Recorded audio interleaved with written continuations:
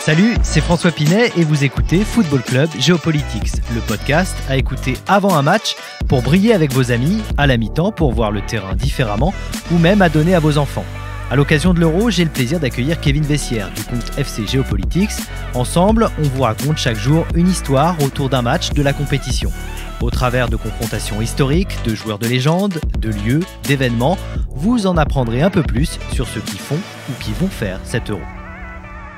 Ils rêvent de devenir les dignes successeurs de Puskás. Les joueurs de l'équipe nationale de Hongrie disputent leur 4e phase finale du championnat d'Europe. Lors de l'édition 2016 en France, la Hongrie participait à l'Euro 44 ans après son dernier match en phase finale. Une éternité.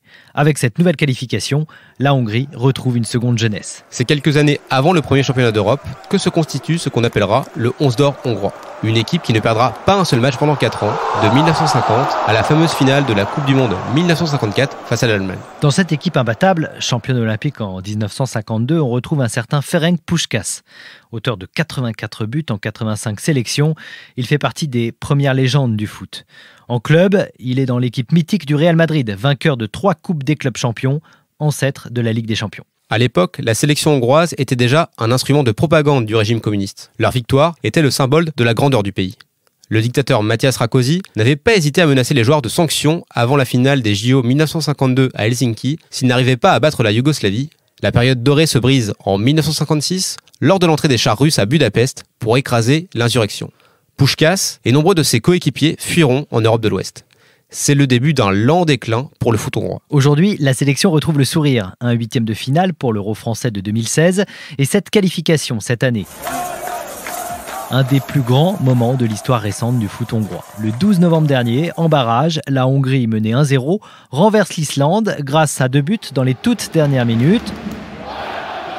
Une victoire d'autant plus importante que l'équipe évolue à domicile, à Budapest, lors du premier tour de cet Euro. Une aubaine pour Viktor Orbán. Au pouvoir depuis 2010, le Premier ministre hongrois est un des leaders de cette nouvelle vague de régime autoritaire dans les pays de l'Union européenne. Sous sa direction, la Hongrie a connu un recul démocratique, basculant vers l'autoritarisme. Le populisme d'Orbán et son euroscepticisme attirent depuis quelques années les critiques de l'UE. C'est pourquoi le chef d'État hongrois cherche des moyens pour légitimer son action et son pouvoir, et quel meilleur moyen que le football. Il a annoncé avant la compétition être en capacité de remplir les stades à 100%, histoire de montrer à l'Europe que son régime est en avance dans la campagne de vaccination. Il a aussi créé un club. En 2005, c'est la naissance du Puskás Academia FC. Basé dans son village natal, Felczút, village de 1500 habitants, ce club a joué pour la première fois la Coupe d'Europe la saison dernière. Et cette année, il a encore grimpé dans la hiérarchie en terminant 2e du championnat. Comment est-ce possible ? Le club a reçu 192 millions d'euros d'argent public via un programme gouvernemental de financement du sport hongrois. Les clubs de Ferencváros et de Videoton, réputés proches du pouvoir, ont aussi reçu de l'argent public.